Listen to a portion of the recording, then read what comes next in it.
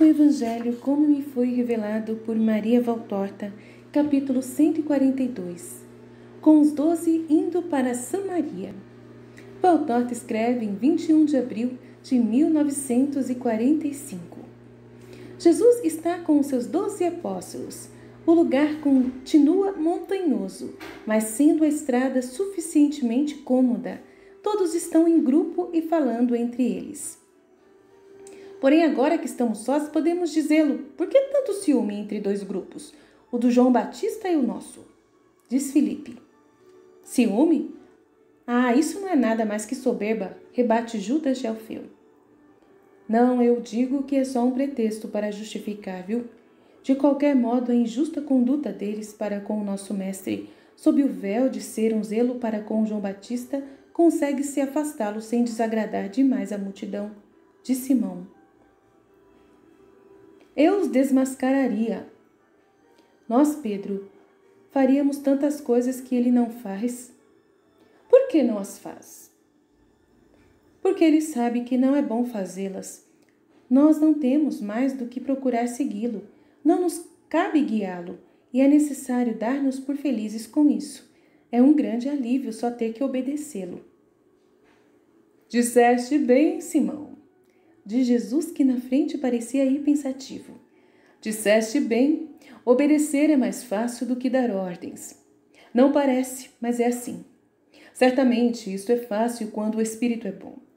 Como é difícil mandar quando o espírito é reto. Porque se o espírito não é reto, dá ordens insensatas, e mais do que insensatas.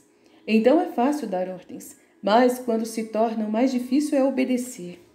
Quando alguém tem a responsabilidade de ser o primeiro de um lugar ou de uma reunião de pessoas, deve ter sempre presente a caridade, a justiça, a prudência, a humildade, a temperança e a paciência, a firmeza, mas sem teimosia. Isso é difícil. Vós, por enquanto, não tendes ainda senão que obedecer a Deus e a mim, vosso mestre. Tu, e não somente tu, perguntas a ti mesmo por que é que eu faço ou não faço algumas coisas. Perguntas por que Deus permite ou não permite tais coisas. Vê Pedro e vós todos, meus amigos. Um dos segredos do perfeito fiel está em não arvorar-se nunca em um inquiridor de Deus. Por que fazes isto, ó Deus? Pergunta alguém mal formado ao seu Deus. E parece ter ele posto as vestes de um adulto sábio e orgulhoso diante de um menininho da escola, para dizer-lhe, isto não se faz. É uma tolice, é um erro. E eu falo, quem mais do que Deus? Agora vós estáis vendo, como sob o pretexto de um zelo por João Batista, eu fui expulso. E estáis escandalizados com isso. E quereríeis que eu retificasse o erro, tomando uma atitude polêmica com os defensores desta causa. Não, isto não se dará nunca. Ouviste o que diz o Batista pela boca dos seus próprios discípulos. É preciso que ele cresça e que eu diminua. Nada de lamentações nem de apegos à própria posição. O santo não se apega a essas coisas. Ele trabalha não pelo número dos seus próprios fiéis. Ele não tem seus fiéis próprios, mas trabalha para aumentar os fiéis de Deus.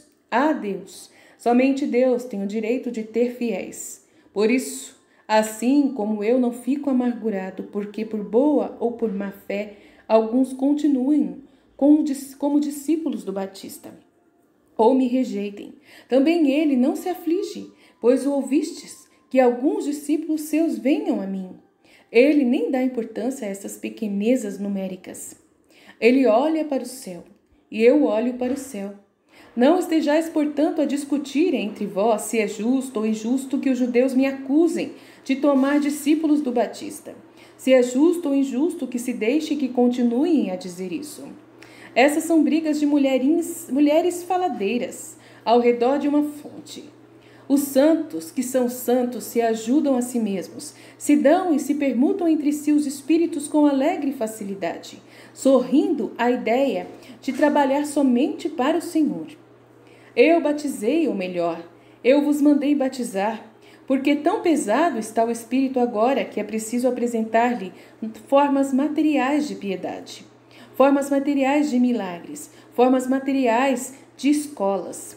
Por causa desse peso espiritual, deverei recorrer ao auxílio de algumas substâncias materiais, como óleo, como água, quando quiser fazer de vós operadores de milagres. Mas crede que não estará nesses detalhes, nesses materiais, óleo, ou como na água, ou como qualquer outra cerimônia, a prova da santidade de vocês. Está para chegar o tempo no qual uma coisa impalpável, invisível, inconcebível para os materialistas será a rainha graça que volta, poderosa e santa de todas as coisas santas e em todas as coisas santas. Por ela o homem se tornará o filho de Deus e operará o que Deus opera em si próprio, porque o terá Deus consigo. A graça. Essa é a rainha que vai voltar. Então o batismo será somente um sacramento. Então o homem falará e compreenderá a linguagem de Deus e dará vida. E vida dará poder de ciência e de poder. Então, mas ainda estáis imaturos para saberdes o que a graça vos concederá. Eu vos peço, ajudai a sua vinda com a vossa contínua obra de formação de vós mesmos, e deixai as coisas inúteis dos mesquinhos. Eis ali os confins da Samaria. Achais vós que faria bem eu ir falar por lá? Todos mais ou menos escandalizados. Em verdade eu vos digo que os samaritanos estão em toda parte, e se eu não devesse falar onde há um samaritano, não deverei falar mais em lugar nenhum. Portanto, vinde. Não procurarei falar, mas não desprezarei a ocasião de falar de Deus se isso me for pedido. Um ano terminou, começa o segundo. Ele está a cavaleiro entre o princípio e o fim. No princípio ainda predominava o Mestre, agora eis que se revela o Salvador. O fim terá realmente o rosto do Redentor. Vamos, o rio vai crescendo. Quanto mais se aproxima da foz, eu também aumento as obras de misericórdia, porque a foz já está perto. Vamos para algum rio? Para lá da Galileia? Talvez para o Nilo? Ou para o Eufrates? Cochicham alguns. Talvez vamos para o meio dos gentios? Respondem outros. Não fiqueis falando entre vós. Vamos para a minha foz, ou seja, para o cumprimento de minha missão.